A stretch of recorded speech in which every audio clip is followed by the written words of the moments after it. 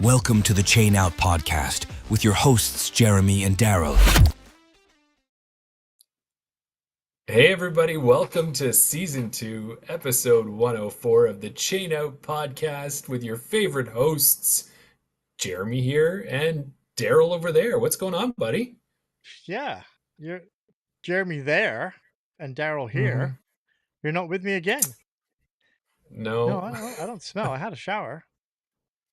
No, it would have, I think we've talked about this a number of times before that we have one of those old married couple relationships, and sometimes we just need to be apart. Just a little bit, not a lot, just a little bit. No, that's not it, is it?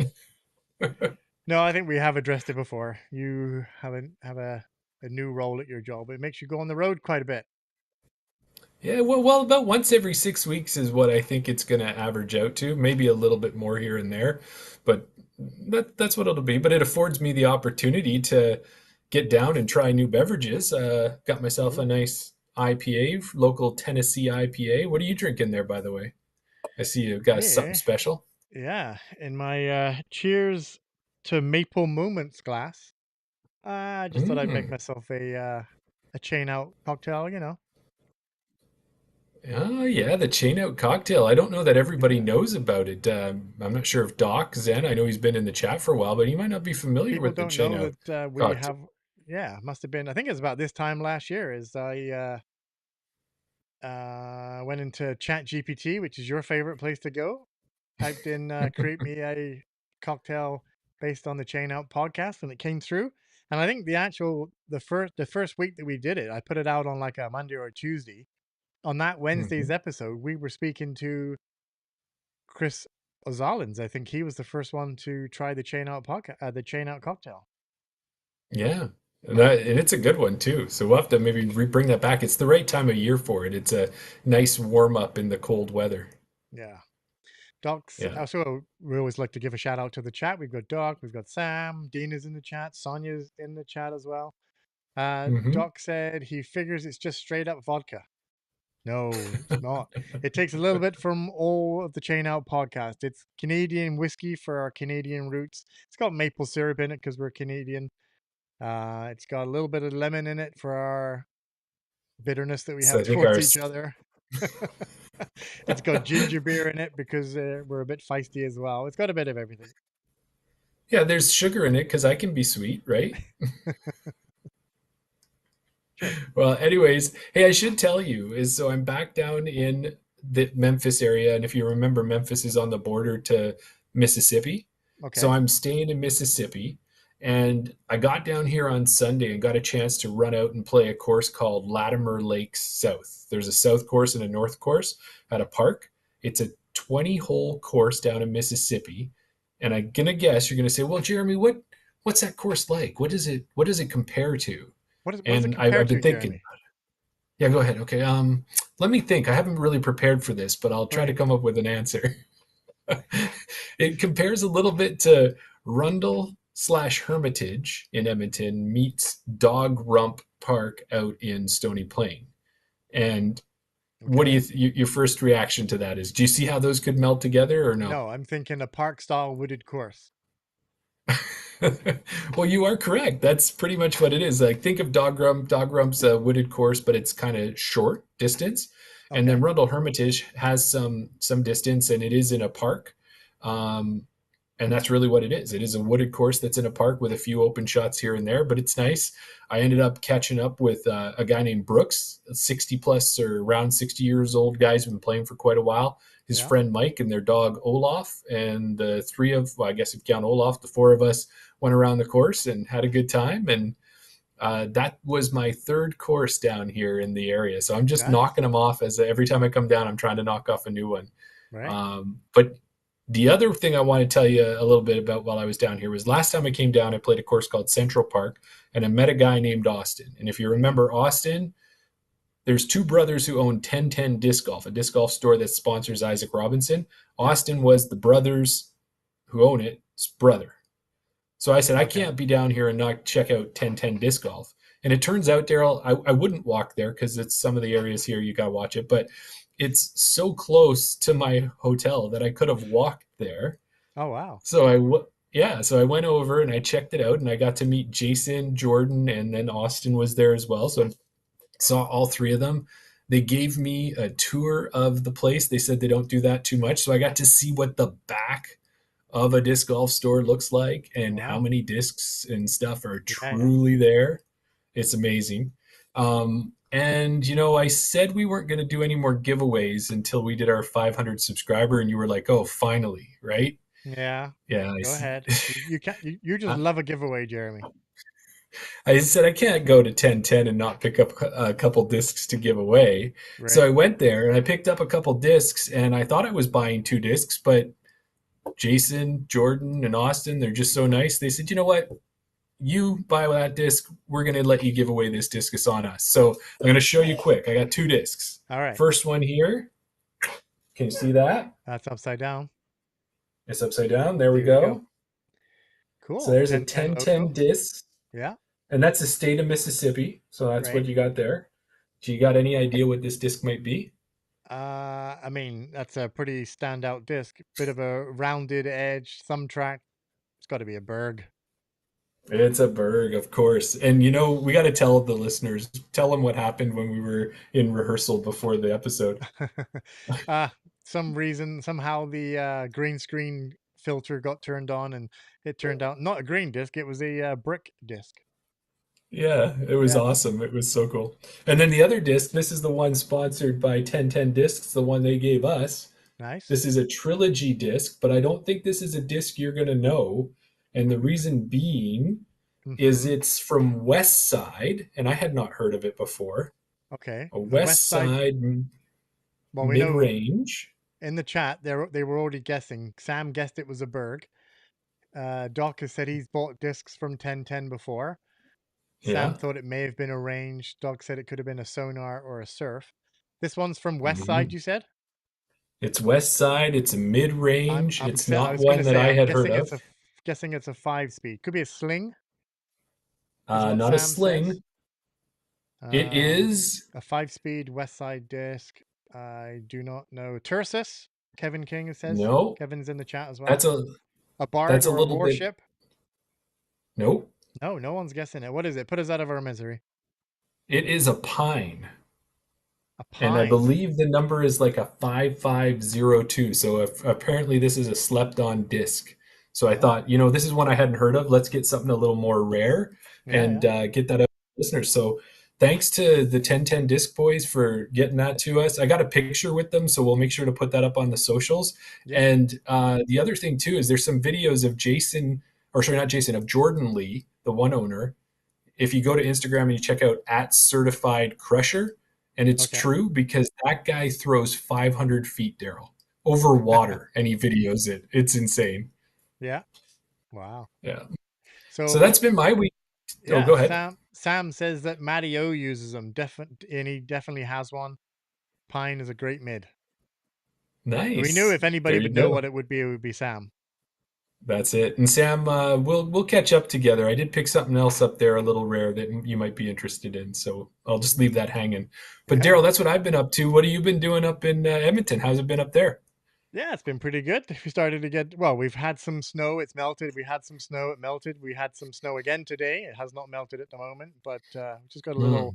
little skiff of snow on the ground. Last weekend, I'm still part of the Alberta or the Edmonton Fall League playing out at Niska Pasquak. I think we can tell that it's getting a little bit colder. People are, Mm. because the numbers have dwindled a little bit. We had 5 people there, maybe 5 or 6 people there this weekend.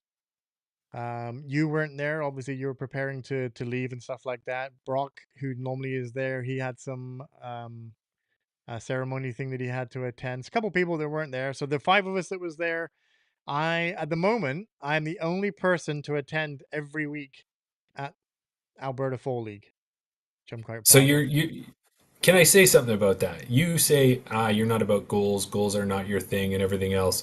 Yet you pride yourself on having been in every single um, Chain Out podcast episode in one way or another, Yeah. and that you've been to every Niska handicap league day. I think I'm just cheap. and if I pay money to go to an event or a league, I want to play in every week. So yeah, no, I played, and then the amazing thing is we've mentioned this before. The fall league is a handicap league run on UDisc, so it Hmm. takes an average of the more weeks you play, the more average you get. So your next starting week, you get a handicap based on your previous scores. So um, with the handicap, I ended up winning the league this week.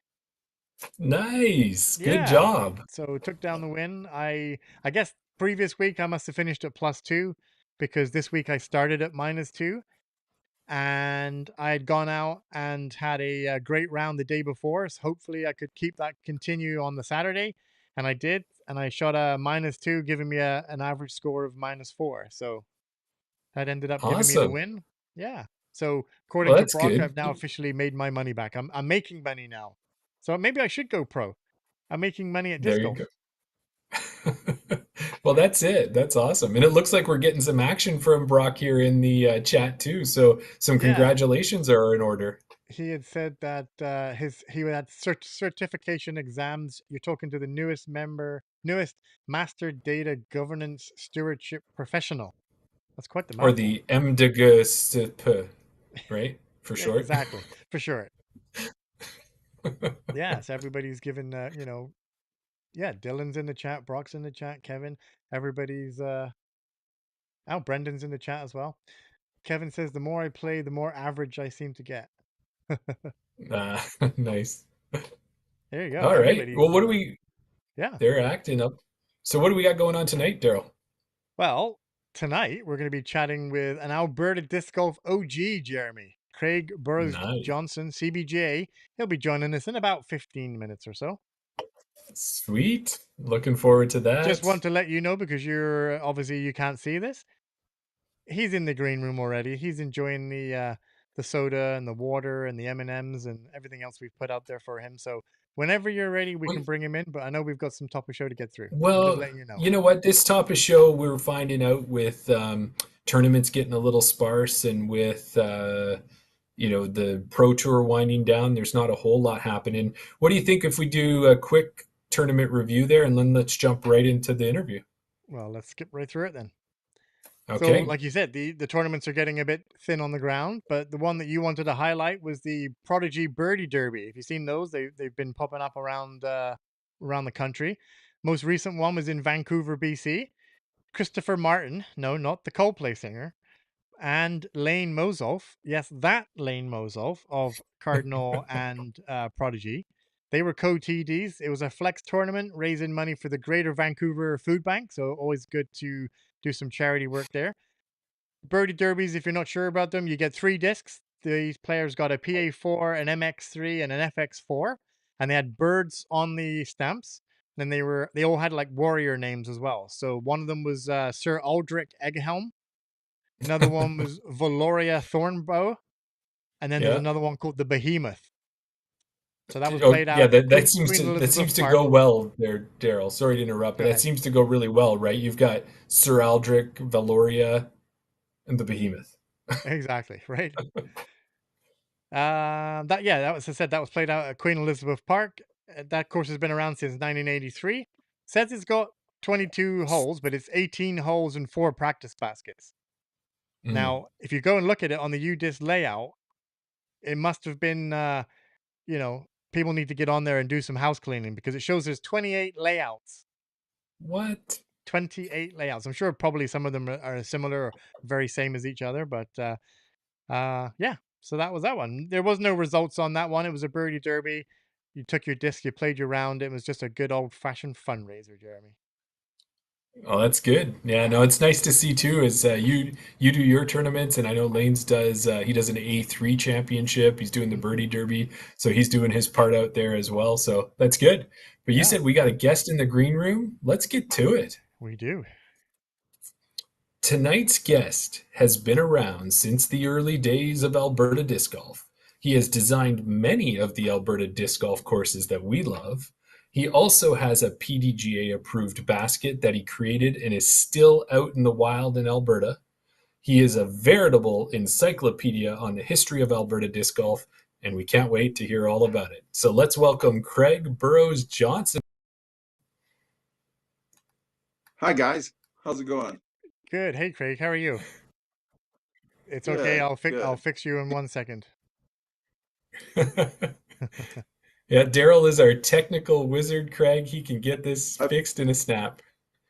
I've been told I've been a little off kilter before. There we go. That's good. Anyway, hi. So I haven't met you before. I'm Craig, but who's who here? Okay. Well, yeah. Normally, when we're both in the studio together, we have our names underneath. But obviously, with Jeremy being a bit further apart, so I'm Daryl. I'm the one with the beard.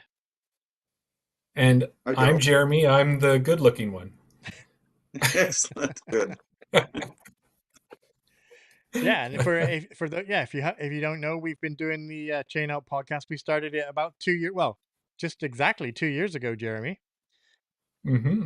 And I like to say we're the longest running weekly Canadian disc golf podcast. We haven't missed an episode in 2 years. You know, I'm a little older. What's a podcast? Well, we've got you on one. We'll get you right through it too. Yeah, way back when. Anyway, thank you very much for having me. I went through your email, very interesting, and I don't know where you want to start. Is it the early Well, days, the very early days? well, yeah, we can start there. I just wanted to mention first off, we've heard your name mentioned. You may not know who we are, or which one is which, but we've heard your name mentioned quite a few times over the last 2 years on the Chain Out podcast. It was great to have you here finally as a guest. And according to Jeremy's research, you're probably joining us from Lethbridge. Is that right? That's right. Yeah. So Yeah, one thing that we like to say is that for us in Alberta, we like to say that spring runoff is kind of the kickstart, the one that kicks off our disc golf season. You obviously down there, Nick Sharon, Aperture. Which one of which one of those would you say is your home course if you want to claim one of them? uh, it's got to be Nicholas Sharon, of course. She was that was a course that's now 20. Well, it will be 25 years old in April of 2026. Yeah, it's still I don't know. I don't really keep track of it, but at one time it was the longest course in Canada. I think it's Okay. still pretty close to that. And yeah, that's my home course, but I've been spending a lot of time in Cardston over the last year or so, putting in that course. Mammoth Point is what we're going to call that course when it's all done. Right. Baskets are in, signs are being fabricated, and tee boxes. We should have tee boxes in by early next year. Yeah, a lot of fun. I really enjoy it. You know, designing a disc golf. It's one of my course is one of my biggest creative outlets. So anyway, it's been fun. Been a fun ride, Yeah. guys. Yeah. Well, Yeah. Started Well, started back in 1980. Uh, just before you tell us that, Craig, yeah. we know Jeremy's got a great lead up for this. So why don't you go ahead, Jeremy? oh yeah, Oh, we'll get right to it for you. So you're getting there for us, but I'll tell you, Craig, we always want to find out how you got into disc golf. But if we just come out and ask you that straight that way, it's a little bit, you've heard that one before. So we do it a little different. What we do is we come up with a fictitious origin story based on a movie. You get to sit back and listen and see if we got any of it even close. And our listeners oh, will try and guess the movie. So let me give you this one, and then we'll see what really happened, okay? okay. So maybe when you were younger, your life was not going exactly as planned. It could feel negative and maybe even a little dismal at times. But then a friend invited you for a round of disc golf, but this wasn't something you normally would have agreed to. You would have just said no. But you tried it and you liked it and thought, maybe I should be more agreeable. Someone said, "Hey, Craig, want to run a tournament?" You said, "All right." Then, Craig, can you design a disc golf course? And you said, sure. Next was, Craig, we need a basket. Can you build one? And you said, yes, man. This turn toward positivity opened up a new chapter in your life, and Alberta disc golf has benefited from it time and time again.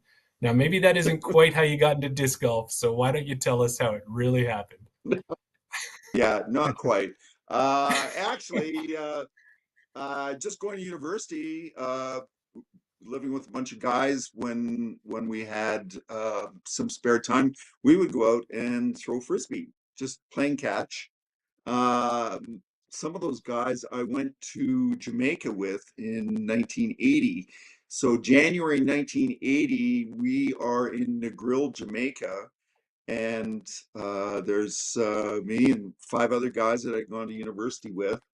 Uh, it's the end of the decade, the beginning of a new decade, and so we're down there for a couple of months, and there were some guys from Alaska uh, Hmm. in in the Jamaican neighborhood we were living in, and they had set up an object course.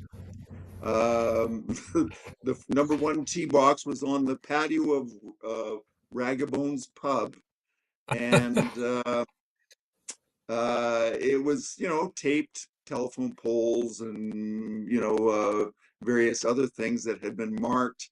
Uh, so we played and played and played that. And of course, we just had I think we had Olympic style frisbees at that time. And even then we started to think of how we could improve it. We taped the biggest Jamaican coin into the frisbees to try and make them heavier so that they would fly straighter. Anyway, so yeah, came back from that, having been introduced to the game, and then oh, 1985, 86, I'm working at the University of Calgary, and a guy that I'd gone to school with in Tabor, my hometown, um, Mhm. was heavily into ultimate frisbee.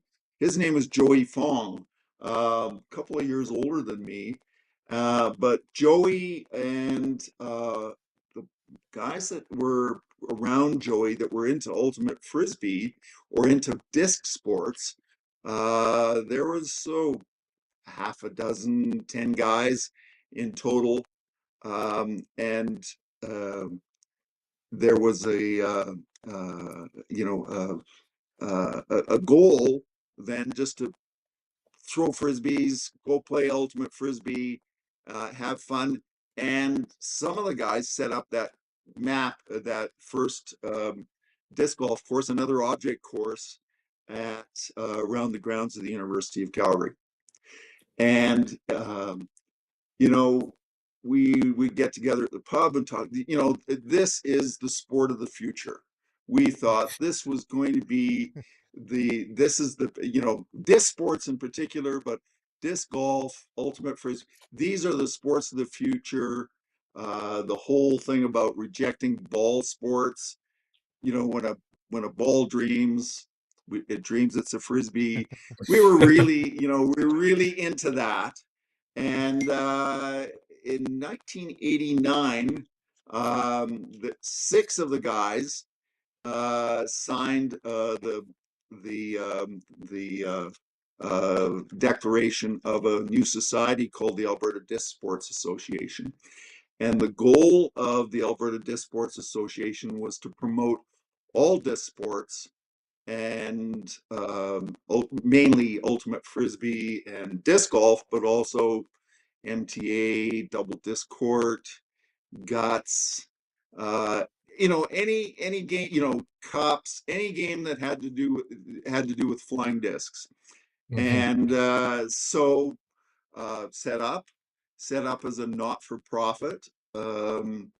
There were the principals there in this newly formed were Joey Fong, Grant Burns, and Kevin Brooker, who you may have heard on CGSW for many years on Road Pops, Steve Lyman, who became the dominant player in early disc golf. There was about 10 of us that got the Alberta Disc Sport Association going.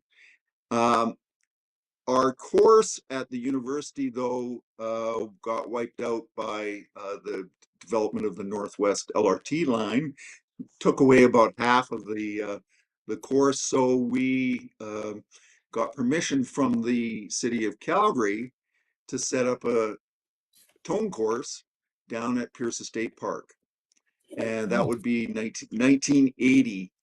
And of course, we're also running ultimate tournaments as well. The biggest one is Hoedown, and it was 92, that Hoedown tournament where Steve Lyman, or not Steve Lyman, Steve Mallett from Edmonton and Gil Velasquez came down, and we spent the whole weekend together, and we're talked about, a vision for disc golf for the province of Alberta, which was to build a network of courses across the province. Now, at that time, we had Pierce Estate and Rundle Park. And Rundle Park, of course, was put in with the saucers Yes. in, I think, 1980. And that was the first course in Alberta that I'm aware of. Okay. Oh, all right. That course at Rundle Park. So Steve Mallett and Gil were the northern arm of Alberta Disc Sports Association, and we've got this idea that we're going to, we're like missionaries. We're going to go out there and we're going to spread the word throughout the province and build all these courses, whatnot. Really didn't have an idea of how to go about it. But we would start by having tournaments, and we would ask the city of Calgary for new sites. We'd look for other sites around the province, but how do we get this done?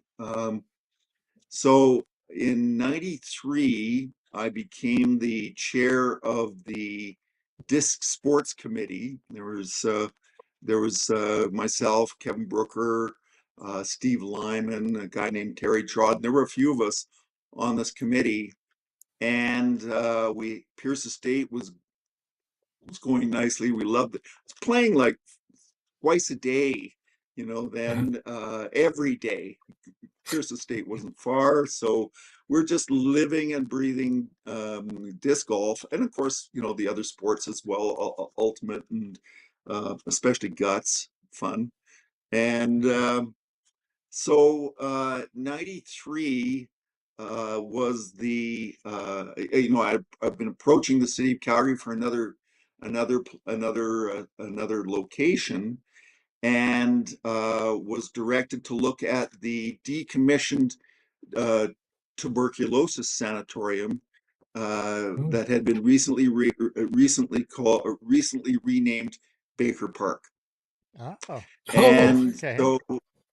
so got permission in 93 to we built 9 baskets, homemade baskets for Pierce Estate, and took the tones that we had. We got 18 tones, and we took them to Baker Park and set them up.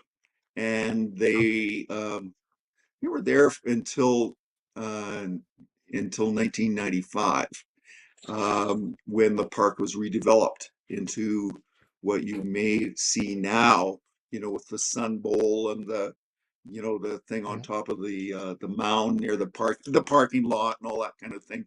And yeah. disc golf was not recommended to be kept in Baker Park. That was Mm. devastating because we thought I just thought it was a great park. Mm-hmm. And also I was getting this bug for designing courses as well. Had designed this first layout at Baker Park. So we had 18 tones that we had to pull out of Baker Park. What are we going to do with them? up in Canmore in '94, a couple of ultimate players, Kevin Whitfield and Paul Lepper, approached the Nordic Center and said they'd like to put a disc golf course in there. Mhm. We took the tones from Baker Park and laid out a course at the Nordic Center and set the tones up at Wow. Canmore. So, but you know that, and that was let's see, '95. We had the first. No, it was '96. We had the first Alberta Open tournament. we had the first. We had the idea that we would set up an Alberta disc golf tour Okay. to promote disc golf throughout the province. And so we had 3 courses. We had Pierce Estate, we had Rundle Park. Steve Lyman had taken the tunnel, the cones, and one of the welders, I think it was Carl Knudsen, took those apart and made homemade baskets out of those. So Wow. we had Rundle Park in '95. We had Pierce Estate, and we had the Nordic Center.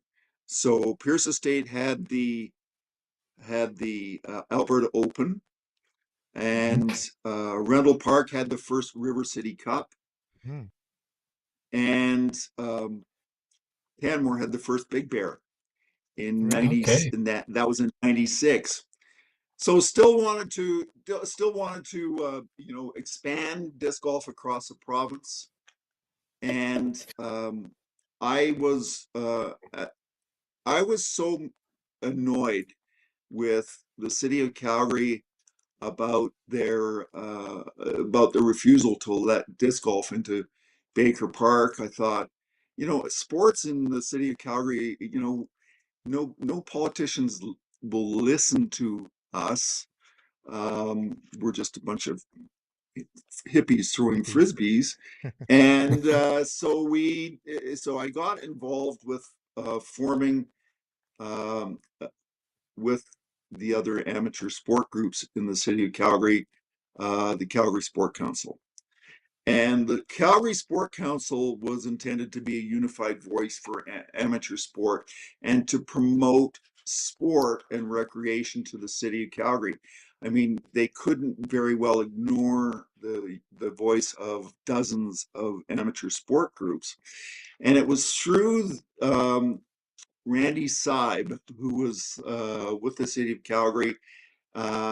He said, well, you should, you want to spread disc golf across the province. Why don't I hook you up with Alberta seniors? Because this seems like it would be a perfect sport for seniors. And so in '96, disc golf, a lot of politics involved and everything like that, but disc golf became an official sport for the Alberta Seniors Games. Okay. Nice. So time they were held every 2 years. So the first one was in St. Paul, where we set up a temporary course, Mhm. and then the next one was at Olds. That was 2 years later in Olds. That was actually it was 90. Yeah, it was '97 in St. Paul, '99 in Olds, Mhm. and then the seniors games were held in 2001 in Lethbridge. So city of Lethbridge in 2000 um, contacted me, said that they would like a disc golf course in the city. So I came down, I was living in Calgary at the time, and of course I came down to Lethbridge and looked around at Henderson Lake, found out that they had at one time had installed 9 of those saucers, possibly the same people who sold them to Edmonton. They had installed them in Henderson Lake, and nobody had used them, and they'd taken them out and thrown them put them in the landfill. So Oh, wow. anyway, but I looked at Henderson Lake and went, it's too busy. There's too many people. Didn't really, you just couldn't see it. There was no vision for it there. And looked around the city and then looked at Nicholas Sharon and went, yeah, wow, this is Yeah. great. So designing these disc golf courses, always look for a parking lot and bathrooms. And it had it just like every, I think every other course that I've done has had a Yeah. parking lot and bathrooms. So Well, so anyway, yeah. the Alberta Seniors Games was key in spreading it, like spreading disc golf wider. Of course, Three Hills then, and we got lots of seniors playing Cardston. Cardston, the first course in Cardston was also about 96. I think that was 96, 97. Three Hills. Um, but the big courses, the 18 basket course, came into, of course, built trap shot baskets for the Nordic Center in 98. Mm-hmm. There's a story, I'll tell you the story about why I started building baskets. Yeah, But Oh, we're we've got gonna a get anyway, question for you yeah on those. we're gonna get to the baskets in a little bit, Craig. yeah, Uh, but that's how basically how we laid the foundation for um, yeah. using the vision of horses everywhere. You know what, Jeremy? And I can already sense we're gonna get such a great history lesson with Craig because he's been around since the yeah, beginning. One thing, just jumping back a little bit and maybe getting off the origin story of how you got into disc golf. When yeah, we looked, you mentioned about '96 and Rundle Park. We noticed that back on PDGA. Sorry, you became a PDGA member in 1996, but on your PDGA page it says that your first tournament was listed as 2001. Do you remember which tournament that was? I mean, obviously we're guessing uh, that maybe some tournaments weren't that would be listed there for you. the first one of the, well, not even one of the first tournaments that I was tournament director for, and that would have been the Alberta Open in Lethbridge in 2001. Wow, The that's not ninth the and research the that ninth Jeremy's done. the ninth and Well, the Pete, ninth and tenth of the 9th and 10th of September So according 2001, and then so according came to back to work. PDGA, according to Yeah, PDGA, it says that your first tournament was the River City Cup. but we yeah, know that can't be that would have right. been that would have been maybe a sanctioned tournament. Right. Gotcha. And But we were playing. We had tournaments, in Pierce Estate back in 93, yeah, 94. Where we would just haul somebody's barbecue out there, have a yeah. barbecue, and there'd That's be like 20 or 30 people playing in these tournaments. yeah. That's what we But were figuring was that they weren't actually listed on PDGA at that point. But that's the first one that was listed for you there. When we looked at yeah, the results, do you remember we looked through the names of the people that you could have been playing with? We seen Chad Gamlin and Don Annette. Chad. They were both guests. They've both been guests on our show. You remember playing with them? Oh yeah, Chad, awesome. Out of my league in terms of ability, but the first guys, I remember like Steve Lyman, Mm-hmm. and Steve he was a dominant player in the 90s, early 2000s. This was just before Mark Dakev, and I played with Okay. Dakev all the time. Dakev was Pierce Estate alumni. Okay. I met Mark at Pierce Estate, and he's a big influence and a great friend. I miss Yeah. him. Looking back on your, like I say, we're only going by what's listed on your PDGA page. We don't have your full history. In that Yeah, event at the River City, it says that you placed first in the MPM division. Do you want to let everybody know what MPM stood for? Because obviously that isn't. Masters, Yeah.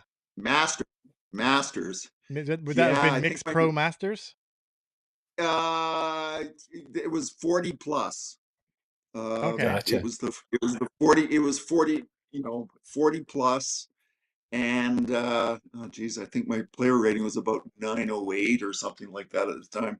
Right. Not nearly.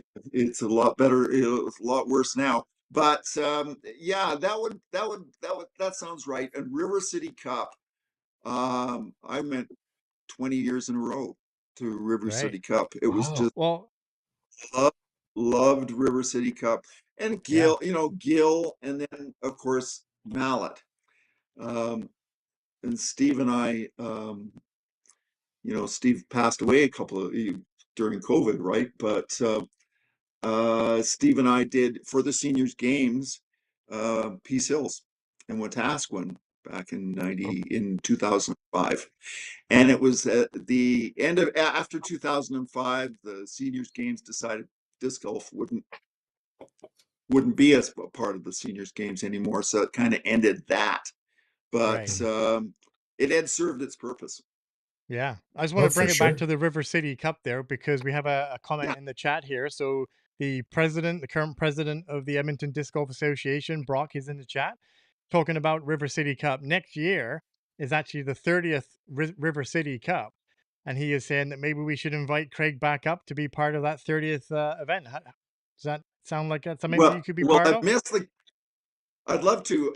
I've missed the last couple of years because I've been traveling, doing a lot of traveling. But yeah, and from what I haven't played Hermitage yet.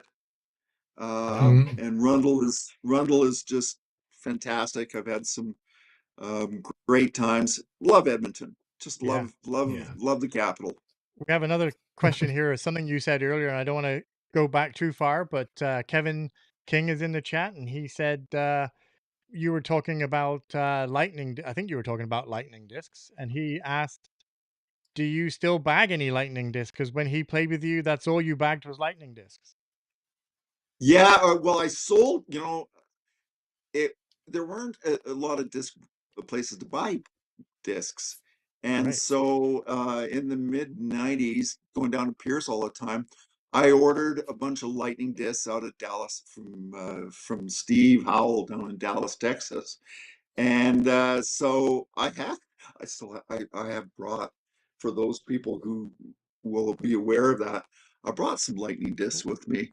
Here is a Put it in shoot. front of your That's probably face. There you go. There you go. Yeah. Oh, wow. Radical so overstable hook shot. Yeah. yeah, mid range, 183 grams, but floats in water. Right. Wow. So for the island hole at Lethbridge, Yeah. this is a go-to, right? So yeah, I still this will be one of my desert island discs as well. You can throw it into a head. It will hook into a Lethbridge headwind. And those are some of the So yeah, strongest headwinds you're going to run into. yeah, indeed. Running a tournament down in Lethbridge, there were a few times when I nearly had to call the event because of wind. Wow. When the wind picks up a disc that's already laying on the ground and blows it away, I think there was a line there somewhere. Yeah. I would Yeah, agree with that for sure. Well, brutal. as we're talking, Craig, and you kind of in your origin story, as you were telling us, you started talking about course design and how you got into that. And we know that you've had a big impact on the growth of disc golf in Alberta over the years. And one of the ways is designing courses. Now, we talked about Canmore, you're talking about Pierce Park, talking about Baker, you got Cardston, Sharon. How many courses have you designed at this point? I count 28 that actually stayed in the ground for, some of them are gone. Mm. Okay. Some of them have gone now, but 28. So I'm hoping to do two more in the next 2 years. Next year at the reserve in Standoff, Kainai Nation have asked me to do a course out there. That will be 29. And then I'm going down to Prince Edward Island. Contact Oh, down there who owns a heritage farm. It's been in the family since 1845, and rolling terrain overlooking the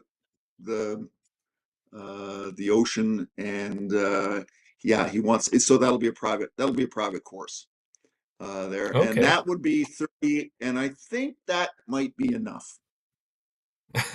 Well, I know, yes, It's that never would be enough. a lot more than many people have ever even thought about designing. We all think about Yeah. designing one course, I know that, but to do 30. But I'm going to have a hard question for you on this now, Craig. Okay. And I'm gonna ask it in two different ways. First, I could ask you it this way, which is the hard way, and I could say, do you have a favorite course out of those 28 you've done that you've designed? And if we don't want to answer it that way, we could ask you, is there one that kind of holds a special place for you in your heart? Maybe it's one of the ones that's no longer around, or just kind of tell us about some of those ones that really meant something to you. Yeah, it was Pierce Estate. Um, and now, technically not the kind of course that you would see at Canmore or Lethbridge or Park 96, any of those kinds of courses. But Pierce Estate, because that was where I met many of the players that I still keep in touch with today. And because we fought so hard to try and keep Pierce Estate, I ran the Adopt a Park program there, where I signed up. We had 137 Adopt a Park volunteer disc golfers at Pierce Estate who were tasked with picking up litter, minor maintenance, um, reporting any vandalism. Uh, Pierce Estate, Pierce Estate was really nasty when we got there. We called it Lysol Central. It's fairly close to downtown Calgary, and Mm. so there was a lot of socially inappropriate activities going on. Oh, But what Mm. happened, we found that once we put the course in and you began this steady, unstructured use, and it got busier and busier. It it made the park safer by Mm. driving away all of this antisocial activity. It didn't right. end it, it just moved it away somewhere else, and it left Pierce Estates. So we had all these volunteers. It was a really pretty park. It had some water. It had a nice balance of holes, left, right. Quite a few ace runs. I got two aces down there. I mean, Pierce Estate was also where I would go to play with my wheelchair buddy, Scott Wilson, and literally for 10 years, from 1990 to 19 to or yeah to 2000, I played there hundreds of times, and Okay. just have so many memories of people, and and then certain shots that you remember, like obviously you remember the aces, but Mhm. other things that happened down there. So I would put Pierce Estate at the very top, Right. not Nice. for its technical, but for the social part of it, and Yeah. the building connections, and using it as a way, bringing seniors down to the park. It was a good course for the seniors. So yeah, Pierce There you go. Pierce That's Estate in awesome. Calgary. Yeah, well, that's one that yourself and some of the other people who've been playing disc golf for well before the pandemic will remember. But I'm glad that you were able to share that with us. Now, some of the ones that we've played that we know that you were part of, and you mentioned them earlier, is we've played Nick Sharon, we've played with Tasquin, and we enjoy both of those courses. And the thing that's nice about the courses that you've designed is they offer so many different experiences. So, like when you go to Sharon, you get a chance to really throw some distance and stretch out your arm. Now, Daryl and I, that's about 255 feet, but still, same thing. We still get to do it. But then you break that Same. up, right? Is that you too? Yeah, Yeah. yeah.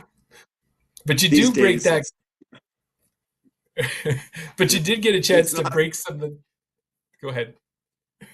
Yeah, I'm not throwing much more. If I can throw 125 meters these days, I'm doing good. So anyway, but the point is to have fun, right? Yeah. Yeah. Well, and we do have fun there. So whether you're throwing a long shot there, but then you mix that course up where you get some tunnel shots, some low ceilings, you get the island hole as you mentioned, which is always a favorite as well. And then if you go down to Wetaskiwin or up to Wetaskiwin from Lethbridge, you'll get a course with some great technical shots, some tight lines, and holes that have multiple options, right? Where you can go left, you can go right, you can go over the top, you can do different things. And Daryl and I, right, Daryl, like one of the toughest par fives that I think the two of us have ever played is out at Yeah. Wetaskiwin there with, if I do remember, what was it again? Qu'est-ce. Do you remember what that name of that hole was, Yeah, Daryl? well, we named it. We named it. We gave Steve and I gave names of popular, I guess rock songs to every hole, and number 5 at Wetaskiwin we called it the Psycho Killer, cha cha cha cha, Yeah. and that's from Yeah. Talking Heads, right? So yeah, Wetaskiwin was a lot of fun. So Steve and I are out there in 2004, and we got to use one of these choppers, and we're able to actually Hmm. create fairways in that very lush aspen parkland. Um, it was number 3 was already there, but number 4 was completely cut in. Hmm. Number 2 was cut in. Number 17 was cut. And I have to say, I was just up there in Wetaskiwin, in the city of Yeah. Wetaskiwin, continuing to do a great job mowing. In fact, the fairways have gotten bigger. So have the trees, though. And Yes. so between 1 and 2, those trees were only 5 or 6 feet tall in 2004, and now they're 25 feet, right? Yeah. So it's That's a good question. I think the course has gotten tighter and harder. Yeah, when that's a good point. We've had somebody mention this before. I think it was when we were talking to Casey Hannemeyer about Aspen Meadows. He had mentioned that the extra years you keep going back, the trees keep getting taller.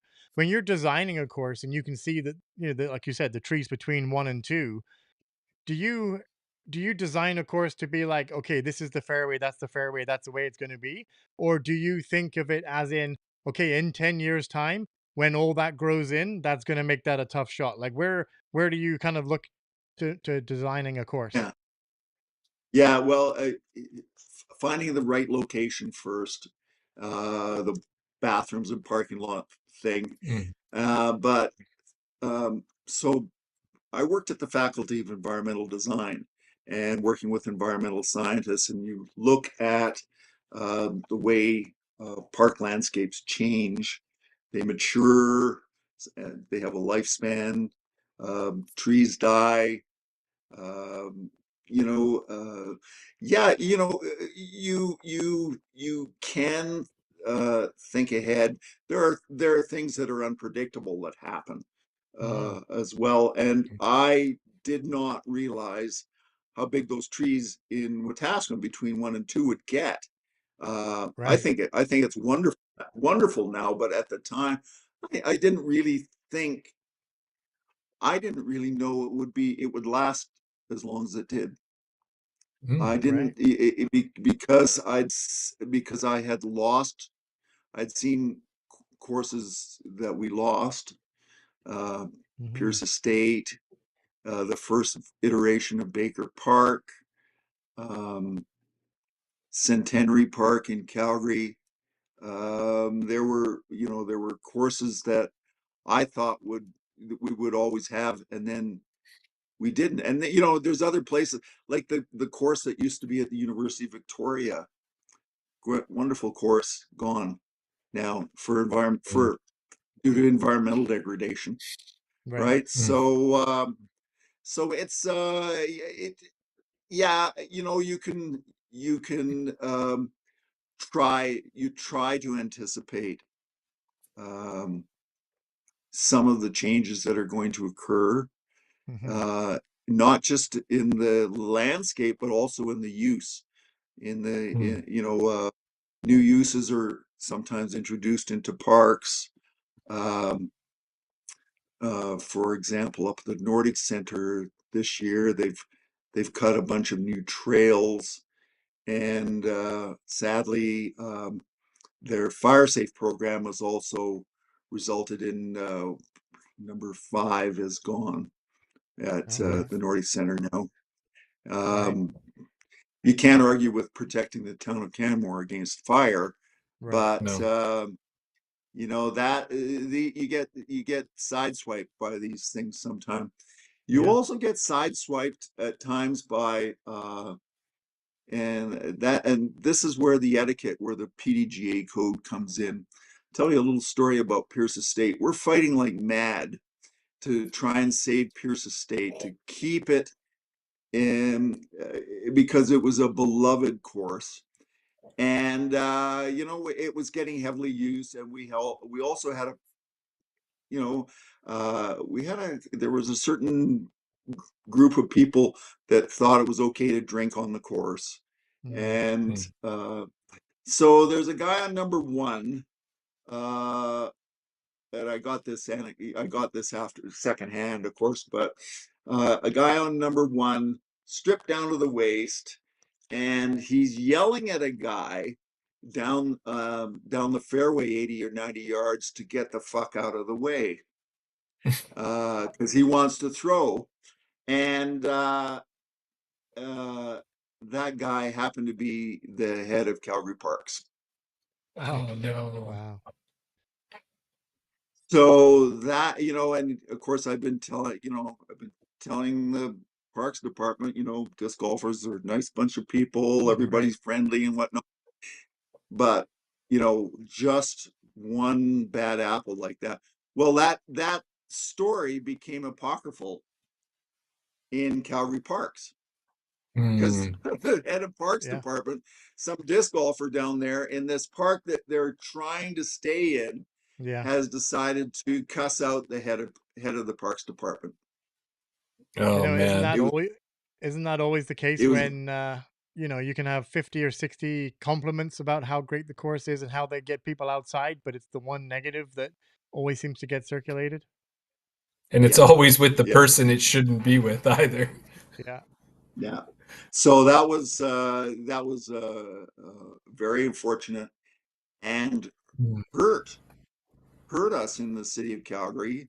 Hurt us badly, set us back years in terms of getting courses in the city of Calgary. I became very frustrated in Calgary, trying to lost Baker, lost Pierce Estate, finally got as a replacement for Pierce Estate Centenary Park, which was even closer to the east end of downtown Calgary, and even rougher than Pierce Estate is. But still, we got permission to put nine baskets in there. But this was it was a pitch and putt kind of course. It wasn't tournament quality. It was recreational level, which it has its place, but needed play. So that's when I ended up going down to Park 96, and because it's a private park, City of Calgary has nothing to do with this, and that turned into quite a big success. But for quite a few years, until Calgary Disc Golf was able to get baskets back into Baker in the early in 2011. That was the only 18 basket course in Calgary, and but we used to help, had a lot of fun. But a private park, it was difficult. Access was difficult. The park was only intended for use for the community residents. though we were able to get the community association to sell outside memberships, a limited number. But yeah, so Yeah. Well, yeah, just when going back to that guy, I never saw the guy. I never, I kind of think I know who it might have been, but yeah, it's so important to be a good ambassador for disc golf. yeah. And Well, if Yes. you see it's that kind of thing, yeah, call it out. absolutely. And Yeah. littering also is a big no. Yeah. Well, and Craig, when you talk about that too, I've been in the experience as well where sometimes, discs and vehicles or discs and people, sometimes things can go awry a bit. And the best thing you can do is to, to own up and make sure you're present and you apologize. And I've had some experiences that could have, in the short time I've played, that could have gone very bad. And if you approach them properly, then you can stop it from the people who are stripped down to the waist having beers and swearing at people. And hopefully uh, Yeah, hopefully 20 of the good things can counteract that one bad thing if we can make that happen. yeah. So yeah, coaching, it was a coaching opportunity. So somewhere it was missed. And so, yeah, Well, you that was Pierce. And so, yeah. we ended up losing Pierce, and I'm Wh- still sad. You mentioned there about getting Baker Park back in the ground again. It's a good thing it did get back in the ground because if you look at the UDisc stats now, that's regularly one of the most played courses according to UDisc in the world, not just in Canada, in the world. Yeah, and I have mixed feelings about that. Um, Oh, be, Really? because of it's obviously very successful at a recreational level. I mean, it's providing thousands and thousands of recreational uses for very minimal capital expenditure. Yeah. That's a feature of disc golf. The bang for the buck. You can get add so many recreational uses for not much money. But Hmm. Baker is so heavily used. I fear that the environmental damage, because it's Baker Park is a heritage landscape. Uh, Big old trees that have been there for over 100 years. Hmm. Um, at one time, I actually went down to the Glenbow archives and looked at you know, back in the 20s when there were hundreds of tuberculosis patients from all over Calgary in that landscape, and it was filled with ornamental flowers and formal gardens. You could see that the way the way the trees are planted there's a regular geometry there. So it's a very formal landscape with a lot of formal, heritage trees, and disc golf is damaging it because of overuse. And so I don't know if it will be sustainable. I suspect if unless something changes, that it will not be sustainable. That's interesting to hear That you come at it from that approach, given what you had mentioned earlier about, promoting the sport, getting more people into it, like building these associations to promote the good word of disc golf, to then have a course that Yeah. gets so heavily played, to then turn around and be like, well, it's great, but obviously we don't want to damage the course and we don't want to damage the environment and we don't want to have a negative impact on, like you said, we don't want people looking at it through negative eyes either. Well, I advised the city of Calgary when the course was put back in 2011 to manage it, because I expected that there would be a lot of use. I mean, even before the exponential growth of the last half a dozen years or so, Hmm. there were a lot of players. Pierce Estate had, been part of that, and we had tried to get a lot of players, and so I told the city of Calgary that it shouldn't be used year round, because Okay. especially during the winter, a lot of damage occurs during the winter when things are frozen and Mm-hmm. brittle and fragile, and to set up a multiple or at least a couple of different layouts so that you're not using the same landscape over and over again. Right. And it fell on deaf ears. So now what you see at Baker Park, I mean, it's pretty easy. It's pretty easy to see the damage that's being done. These are trees that have plaques on them, and they're being Mm. damaged because, well, like each player, let's say, throws an average of 65 shots in a round, and if a third of those hit the trees, add the numbers. What was the use at Baker Park last year? Yeah, I can't. I it don't even. was. Well, I can remember it seeing it a number of times when they showed the monthly updates on UDisc where it's in that top 10. And to be in that top 10, you're talking of thousands of rounds just in a month, right? In a month. So add that. Some of those discs hit trees. Mm-hmm. So Mm-hmm. you start to add all those thousands of rounds up over years, and the lower branches are stripped of needles. Yeah. Um, Mm-hmm. the hedge along number 2 is gone because it's been trampled. Um, it's I think and I've warned the city, and I've warned Calgary Disc Golf. You should take some measures Yeah. if you want to. I've lost courses. I've seen courses. Do not take the fact that you have a course in. Do not take that for granted, because it could be pulled out in 3 hours. Yeah. That's Right. how long it Yeah. takes Well, to remove the basket. I know that was So, one of and then, the I know that was one of the kind of the points that they made in Edmonton for getting Hermitage in the ground was because Rundle was being played so much, because it was our only, the most popular course in Edmonton. Everyone was playing there, and at least having Hermitage in the ground now, and with it being so close, it's alleviated some of that pressure, and it's taken the pressure off Rundle to a certain degree.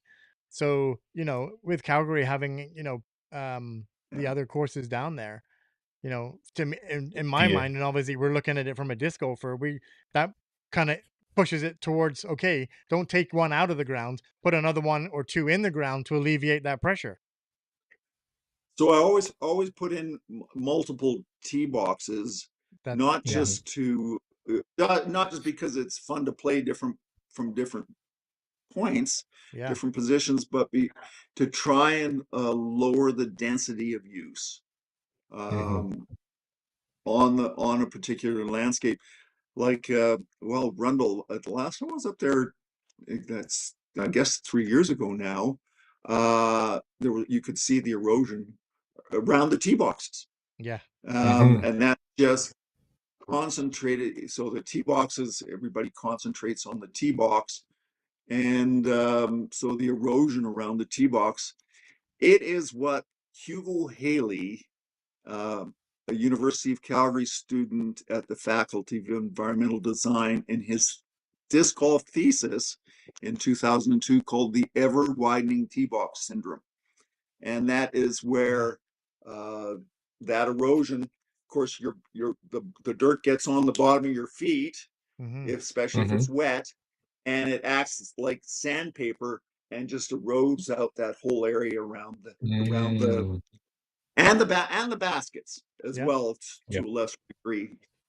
So what you want to try to do is avoid or try to disperse the activity as much as you can with multiple tee boxes, multiple pin locations, Yeah. um, and also mitigate, like take the course out, or don't use it during the winter or the spring, but give the landscape some time to rest. Yeah. Mm. This is So, this is ideal, right? yeah. Sam in the Especially chat here had especially had a sensitive land. Sorry, go ahead. especially a sensitive landscape like Baker Park, which is it's a it's a cultural landscape, it's a heritage landscape. So Baker Park's kind of special. Other courses like the Nordic Center, you don't really have to worry about that too much, right? Yeah. Or Drumheller. Right. Yes. Yeah. It's not a concern. It's not a concern at not really at Park 96, private course anyway, but just or even Rundle Park. Rundle Park isn't as sensitive as Baker. Mm. Bit more open. Trees are a bit more resilient. The way the tee boxes have been designed there, you're not really, you're not shooting at trees, you're shooting around them. But yeah, it's so it's something to think. The environmental impact of disc golf has got to be considered Yeah. when you're Definitely. when you're thinking ahead, I think, and when you're designing the course. and I think, Hmm. yeah, to that point, Sam in the chat, and he said that mint discs had a great take on course erosion, basically saying that courses were sold with being low maintenance, but they aren't because you can see the erosion around them. And I think is that kind of a flip on when courses were installed in the beginning? They were sold as, oh, they're low maintenance. We put them in the ground. You don't have to do anything. You just have to cut the grass. As now we're Yeah, seeing the results of all that erosion and realizing, oh, wait a minute, they do take a little bit of upkeep, and we need to kind of manage them a little bit better. yeah, and you know, with respect to this issue, in a way, we are a victim of our own success because of the growth of exponential growth of the sport in the last, well, especially half dozen years, but even the last 10 to 15, 20 years, it's just been steady growth, more courses. More courses are also part of the solution because you want to disperse that activity out over a wider area. But also awareness that even a 5,000 uses a year will have an impact Yeah. on Hmm. on things. So just keep that in, keep it, and think of ways to mitigate the problems of erosion, compaction, tree damage. Yeah. Um, just think about the environment. Yeah. Yeah. It's we are a green sport. If we do things properly, I believe disc golf is passive as well. Yeah. Yeah. Well, you know what, Craig, when you talk about that, that really is a topic that I think with the great TDs that we have around and the ones running A tiers and stuff, Daryl hears me bang on this drum a lot. I think we should do a lot more maybe teams meetings or things like that where we can bring all these great minds together to discuss those topics so that, whether it's growth of the sport or whether it's, how to make better courses for the environment, all of those things, there's lots of opportunities. Now, we do want to move the conversation on just a little bit because we'd be remiss if we didn't have a moment in this conversation with you to talk about the fact that you designed your own disc golf basket. And some of us love it, some of us maybe not so much, and some of us in between. So tell us about that basket and how it came all about. And for those who don't know, make sure to give it its name as well. Well, in the early 90s, we had built these homemade baskets for Pierce Estate. Frankly, a copy of the DGA basket. And at one of our board meetings, it was Joey Fong who said, "You violated a patent." Uh, Oh. Oh. Hedrick's patent Hedrick's patent was still extant in the 90s. It wasn't until 2000, I think the disc catcher came out in 2001 or 2002, but Hedrick's patent had not expired. And he said, you violated the patent. That's not just a legal issue; it's an ethical issue. And so we're looking at building baskets, getting more disc golf courses. So and Baker Park was on the horizon, as well as the Nordic Center. And so I contacted Eddie Hedrick, and down in California, Rancho Cucamonga. And Yes. anyway, wow, what a character! What a character he was, and very difficult, very Oh, difficult. Uh, I thought the price was high. I didn't really know, and he also demanded that he come and design the courses, which he used to do, right? You played Eddie Hedrick courses in the United States. He would go. He wanted to come to Canada. He wanted to, and I went, no, no, we're not going to do that. We're not going to do that. So how do how do we make disc golf baskets without violating his patent? And okay. so the basket had to be, and I was working with a welder at Theatre Calgary. Her name was Wendy Hogan. How can we design a basket that avoids violating this patent of Hedrick's, or maybe even improves on it? And Right. so these these baskets that we had, these homemade baskets, God, they were bad. They were full of sharp edges, and God, they just chewed the hell out of your discs if you hit them the wrong way. So I said, well, the basket's got to be smooth.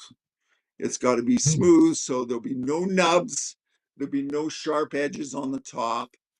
Hmm. And like my family ranches in south eastern Alberta, and my uncle had one of these old one-way cultivators in the Okay. fence corner, and I said, "Can I have those discs, those steel discs that are on the top?" So it'll be, oh, and I thought also night golf. It'll be like a night light, like you can put lights underneath this dome. And the other baskets at Pierce Estate also had a problem of, like, you could, if you came in, let's say with a high, the disc would jump out of the basket. So the Mhm. tray was quite shallow, so the basket had to be deep, but it had to look much different than Eddie Hedrick's basket. Hmm. Right. And so that was like that was the design brief, right there, was to make something that did not look like Hedrick's basket, and which we thought would not violate his patent. Whether it was an improvement or not is up for debate, but it was. But and of course they have been controversial, but we were able to, like, I was able to contact the PDGA and get the basket specifications. So the right height, the right size, the right Hmm. number of Mhm. 24 chains, the opening, etc. All of those were worked into the design that I worked out with Wendy Hogan. So Wendy built the baskets for Canmore, for the Nordic Center. Okay. And there was some trial and error. Geez, ended up with the rings too heavy on the bottom and whatnot. They We ended up building 100 baskets, Wow. and so they were at the Nordic Center, at Cardston. They were all over the place. We had these baskets all over the place, and I have to tell you, there's absolutely no money to be made in building disc golf basket. It's like it's like computers. It's like computers. The money isn't in the hardware. the money is in the software. Right. Gotcha. So there's 20 cents of worth of plastic in that disc. Yeah. So that's where the money is. But so built about 100 of them. Of course, in let's see, the last ones would have been built for the front nine at Wetaskiwin. That Okay. was in Well, 2004, 2005. Wow. well, there you go. And Well, by the Craig, when way, we and they were too expensive to build.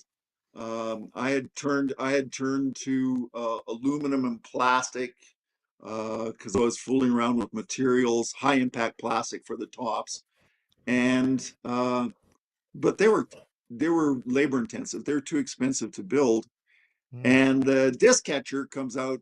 I think 2002. I think is the first year of disc catcher, and it's just a much simpler and less expensive way to make a disc golf basket, and they work well. okay. Yeah, well, that's fair. That's a good history on it, and we Daryl showed it up on the screen for anybody who was looking there. That it's the trap shot basket, and the things that I kind of notice about it, Craig, is that when you look at them, it looks very familiar to a basket we know, but it has the differences of having that thick, smooth bar, the deep pocket for the discs. The ones at Wetaskiwin, they have the dimpled top on them, but we've seen that not only is the dimpled top there, but there's also some out there that have like a Captain America type shield with the star on top. There's some with a Yeah. maple leaf on it. And we know there's the 9 at Wetaskiwin still. I've heard tell there's some at Park 96. Are there any other ones out in the wild that maybe are at courses that Daryl and I haven't been to yet? Olds, I think they still have 9 in Olds, and there are 27 in Medicine Hat because I Okay. did three 9 basket courses in Medicine Hat, and Medicine Hat actually wanted. So I have to correct myself. So Wetaskiwin was not the last one. Medicine Hat actually wanted to build their own baskets and keep the money um, local. They were working with the welders, so they built 27 baskets in Medicine Hat, Oh, and Wow. they're the same design as with the aluminum with the plastic top. Um, they were yeah, I I still like the way they look, and I love a white basket because it's so easy to spot. Um, I mean, I mhm. think it's a bit silly to put a green basket in a green park. I Yeah. can't. I'm getting older. I can't see the damn thing. I cannot see it, but I can spot a white basket from 100 yards away easily. So, Yeah. um, yeah. So there's still a, a few of them around. There were 18 baskets that were built for Centenary Park, and they were moved to after we lost Centenary Park. They ended up out at they were put in at Refinery Park, which ended up not going ahead, and then they ended up at Lloyd Lake, and then the guys in Calgary, I think, sold them to private. They're out on a private course in central Alberta somewhere. Well, we do. They're Well, still around. that's great to hear about that. But what I would say, Craig, is an important. I love history, and this has been a great conversation with you tonight about it as well. So one thing that we know is we've seen pictures of those cone-shaped baskets that used to be at Rundle, and then of course there's the trap shot as well. Have you kept one of those? Because the one thing Doc Zen, one of our common people in the chat there, had said is there's the DGA History Museum, and one of those things is we would hate for those to get pulled out of parks eventually and then lose that history. Do you still have one hanging around in your home or something? Four, Okay, good, four, good. four, four, four on a portable base. because they're aluminum plastic, they only weigh 17 pounds, so they're easy to move around. Oh, Wow. But I had to, when I had the basket certified, um, PDGA, you're required to leave a basket. So mm, I took a road trip down to Tucson, Arizona, and left the basket with he's still a technical director, Jeff. yeah, Can't remember his name now. But so there's a basket there. So they had to be PDGA approved so that we could start having PDGA sanctioned tournaments. And right. they were approved as standard. The gap on the side of the basket, because the basket's so big, the gap on the side of the basket is 20 point. My basket is 20.2 centimeters, and the guideline is 18.5. So they failed championship by 1.5 Mm, centimeters. Mm. But wow.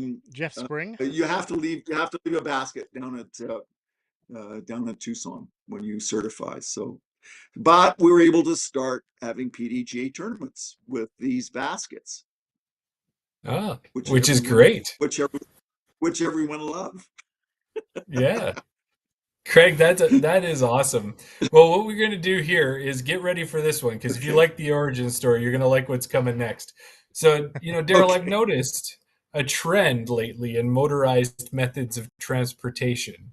There are Okay. so many scooters around in the summer, and I'm also seeing more of those e-bikes out there. I really want to try one of them. I think they I've would be seen a them. good Yeah. way to motor around the city. And the craziest ones I've seen, Daryl, are those. They're called one wheels. Have you seen them? Like a guy flying around. It's like one wheel in between a skateboard. Yeah. I've Crazy, seen. super Yeah. dangerous.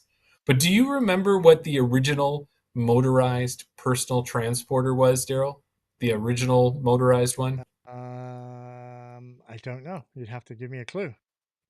Well, I'm going to tell you, it was the Segway. And speaking of segways, Okay, that was a really long way to get there. That's a good one. A relaxing cruise, however, the ship goes down. You manage to swim to an island, and fortunately for you, there's an 18-hole disc golf course. Which 3 discs are you taking with you on the island? There you go, Jeff. Okay. It's that part of the podcast where we get to ask you, we go through this fictitious, fictional scenario that you're on this cruise ship and it goes down. You only had 3 discs with you. You've managed to swim to the island. Which 3 discs are you taking with you?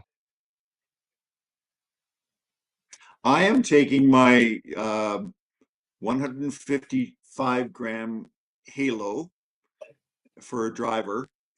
Uh, I'm assuming, and there isn't going to be a lot of wind there, maybe a sea breeze, but love that disc. And as I get older, I find the lighter discs are a little easier on my arm. Yeah, absolutely. mhm, I'm going to take that number 2 hyzer. Yeah, Floats in water. Remember, yeah. we're on an yes. island. Floats in There you water, go. and you know what? Can handle the wind. And I'm going to take another lightning disc. It's my number 2 putter. By the way, Oh, the hyzer and this putter both glow in the dark. nice. Love night golf, and And this they one float in the also water. floats in water. Yeah, So those are the 3 discs. Two. I don't think lightning is in business anymore. I haven't heard of lightning in a long time. But so those are kind of heritage discs, right, and Mhm. Halo. Oh, I just love all that Scandinavian stuff, right? I right. got west. I got a lot of west. I got a lot of West Side latitude 64 discs, Yeah, and yeah, yeah. I Those are kind of three great discs that I can guarantee that have never been mentioned on the podcast before, Jeremy. So a 158, was it 158 or 150-gram Halo? 155, So 155 Halo 155 Halo, a number 2 Lightning hyzer, hyzer, sorry, and a number 2 183, putter. 180, yeah, and a number 2 putter. The putter is it's 174 grams. the highs are 183. It's a Right. Oh, flying wow. manhole cover. Yeah, it sounds like it. But yeah, it still floats in water. That's amazing. Now But it still floats in water. yeah, now the Yeah. follow-up to this one, and I always like to get the answer from people who design courses. If you could transport one course to this island, so that was the only course you could play with those 3 discs, which course would you transport to the island? I'm gonna Oh say boy. it's gonna be Pierce Park, is what I I'm gonna think say, so as Craig. But well. It's you Pierce. But come up with who. It's it's Pierce. It's Pierce. yeah, Pierce had water. It was a as I'll be 72 this year. So it's it was a it was a really fun, not the most challenging course, but a lot of fun. There was Hmm. at least half the holes were ace runs, right? right. And it was so pretty. And it was and all the people that played there were just so, with one exception, were so wonderful. Yes. There you go. So we're being told in the chat that Lightning Discs has a website and they sell discs and clothing. So they're still Oh, around nice. somewhere. Yeah. Awesome. Yeah. Steve has got to be at least my age or maybe older. And so I'm glad to hear that. Glad to hear Yeah. that. Yeah. Yeah, I had sold a lot of lightning discs at Pierce State Park, $10. ten There you dollars a day. go. Find yourself a $10 disc these days. Yeah, No, exactly. yeah, good luck. Yeah. Yeah. Well, Craig, So yeah, the whole goal was not, to make money. It was to spread the joy of the sport and to get Mhm. as plastic into as many hands as possible. yeah, And I think in the 30 years later, 30 35 yeah, years later, I think we laid the foundation. There was a lot of, apart from me, there was some tremendous volunteers from Edmonton and in Calgary, um, eventually in Lethbridge and other cities that now putting on tournaments that I don't have to do anything. I can just show up and go to a tournament these days. But back in the day when you had to, like, everything had to be added up by hand, like the first tournament in Lethbridge, 9th and 10th of September 2001, 4 rounds, 4 rounds, 2 rounds a day. And the people who came from Lethbridge didn't came from Edmonton, didn't leave until after 6 o'clock. So that was a bit extreme, but Yeah. everybody was just so into it. And we thought we were cutting edge. We thought we were the coolest. yeah. Yeah. And I'd agree that you doing were. something. Well, one thing I will we say thought is we thought we were. one thing I'll say is that your influence on the sport to someone like Jeremy and myself who got into disc golf just recently, not in the last few years or so, your influence is obviously one of the reasons why we're in the sport because we're playing these incredible courses that you and everybody else, all those great volunteers, were able to get in the ground. So it's just Yeah. a direct correlation Mhm. between the people that started it and now hopefully we're doing the same thing by spreading the word of disc golf and hoping to at least bring light to a lot of the people in Canada, all across Canada that have brought disc golf to the front and kept it Mhm. going for so many years. So we thank you for that. Yeah, like the year that and that's very gratifying.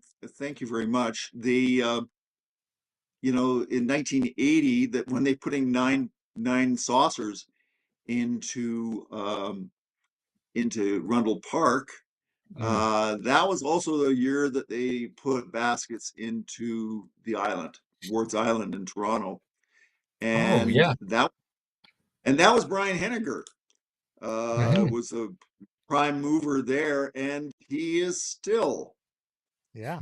the man. Yeah, He is the Yes, absolutely. he he's the is. PDGA Canada rep, he is international he director. is he is some of our PDGA funds are going to be used to build tee boxes in Cardston, for example. Yes, Okay, So good. yeah, fantastic. look forward to you guys coming down and playing that.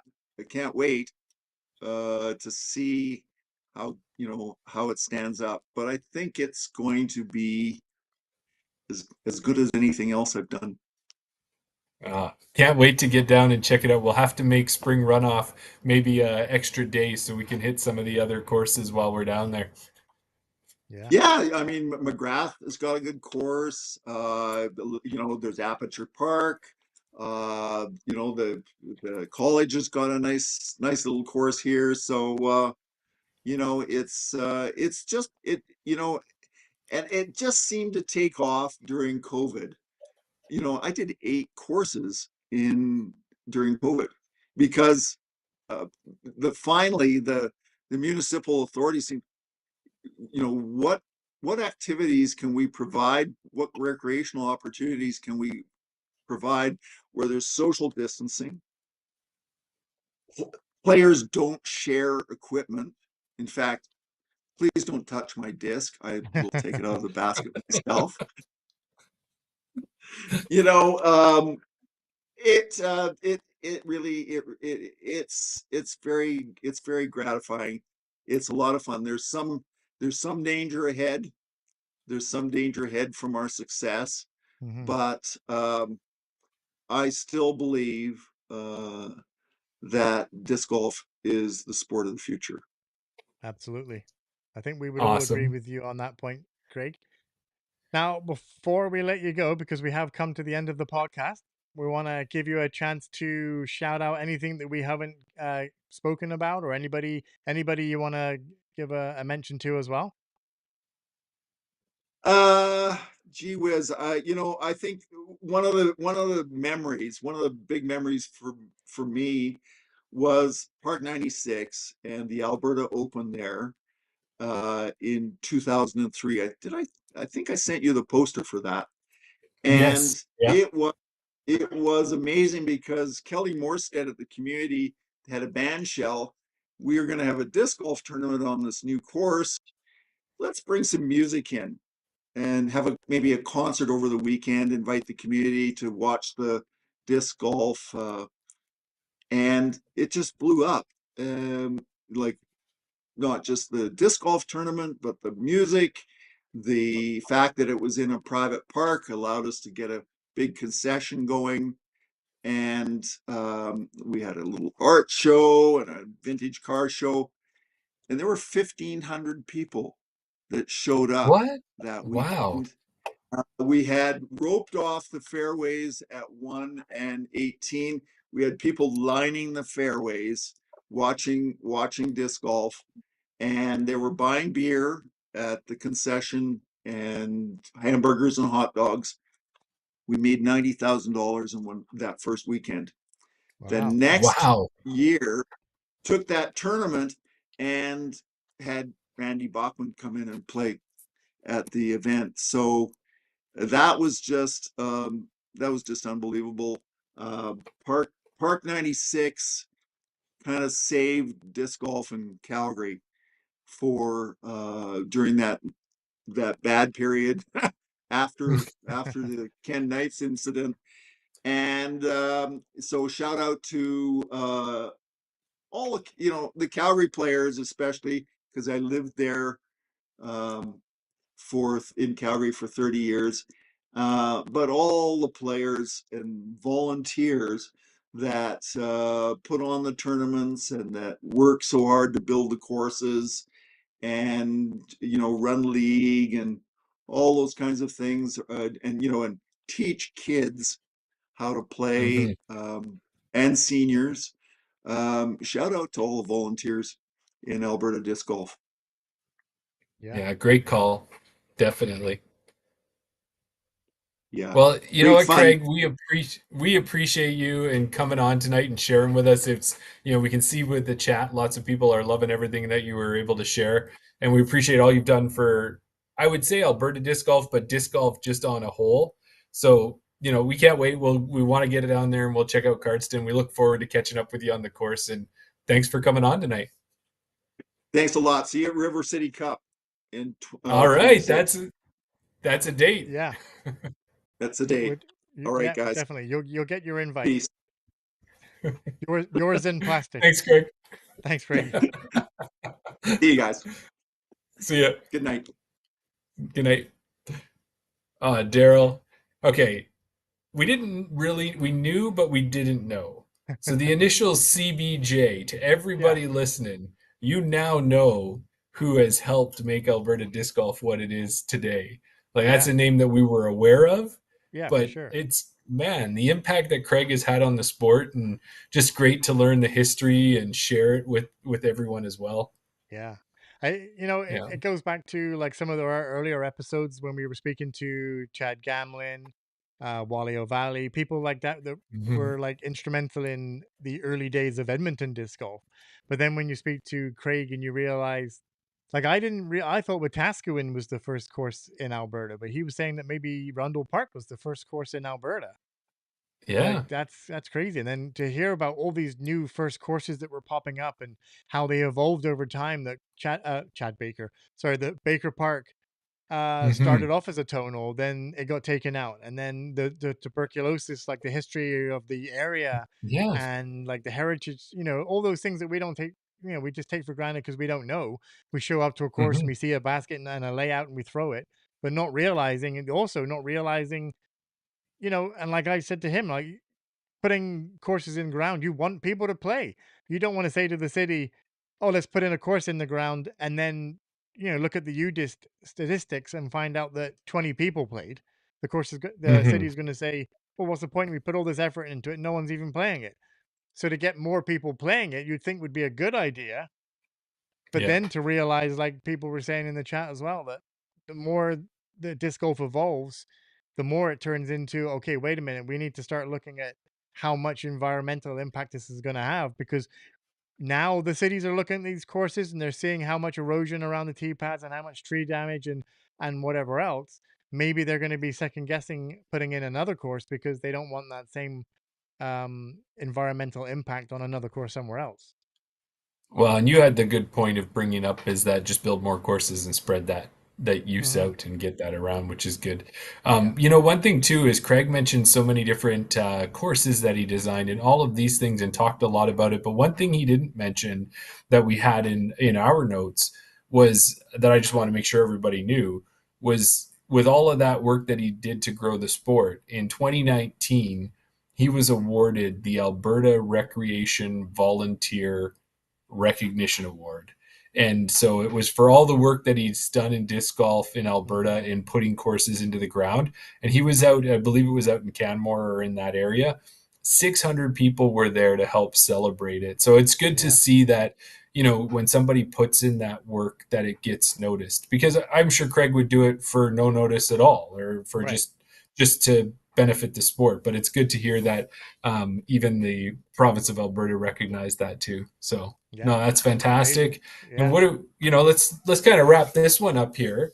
And the one thing about that too, and we kind of got it from him, it must just be a labor of love, because when you look at Craig or you look at Wally, as you mentioned, or we got Jordan Alway, who does a lot right now in Alberta.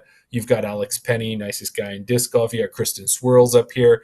I just don't understand how those volunteers get all that time. But it's one of those things about disc golf is that when people get into disc golf, they get into disc golf. And big thank you to all of them for putting that volunteer effort in, for sure. Yeah, all volunteers. Time and time again. You could mention any event that goes on every year. Whether it be an A tier, B tier, whatever it might be. People tend to not run an event and put it on and then not do it again the next year. If you put on an event, it becomes an annual event. So each person that puts on that event, and I think for the most part, when you look at people that run events, especially, maybe I'm biased, but obviously we're in Edmonton. You look at our own president, Brock. He runs the River City Cup. He does Tundra Toss, which is our winter, the first event in the winter season.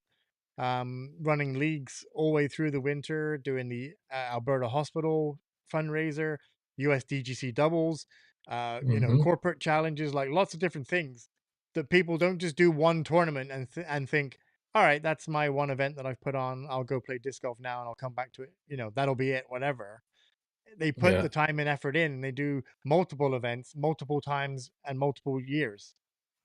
Well, and when you look at that too, right? We both know that Brock doesn't have a job or anything. That's all he does, right? It's just disc golf. Exactly. Yeah. No, for No, sure. the guy's got a full-time job. He's got a whole Which, bunch of other things going on in his life as well too, and he's right. still finding time for all of it. It's amazing. It's Which, impressive. yeah, we could just copy and paste that to every tournament director probably out there that's running events. Yeah. Well, and we're glad we can bring attention to it. And if you're listening this long, we know a lot of the listeners in there have already subscribed. But if you're listening to this after the fact and you're listening to an audio version of the podcast, jump over to YouTube, do us a favor and subscribe over there. Help us build the excitement and the steam behind the Chain Out podcast. You can do that on YouTube, Instagram, Facebook. You can you can comment, you can do all that. What we like to do is try and help you back out by having sponsors that you can use and get discount codes with. And our two main sponsors are BR Disc Golf, where you can get 10% off using the code CHAINOUT at checkout.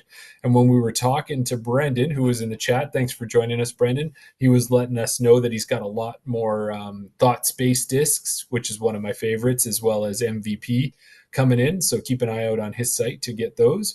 And then you can also hop over to Cardinal Disc Golf and get 10% off there using Chain Space Out at checkout. And at Cardinal, they've reopened the site. It's ready to go. They're going to do some Black Friday specials for American Thanksgiving and Black Friday next week. Another thing that they let us know, Kevin and Lane, was that if you are a retailer and you want to have Cardinal disc golf gear and jerseys in your store, you can reach out to them at info@cardinaldiscgolf.com and talk to them about that, because they're offering those opportunities. They've got new hats. They've got new shirts, new hoodies to go with their jerseys. And Daryl, with their new Yeah. setup, it's like, get it or you may never see it again. Like there's an exclusivity side to Cardinal now, which is going to be kind of neat. So this Cobb jersey that I'm wearing, this may be the last time you could get that Cobb jersey. So if you see something you like, jump on it as fast as you can. Absolutely. Yeah. Yeah. Going to become collector's And then I items. guess that's right.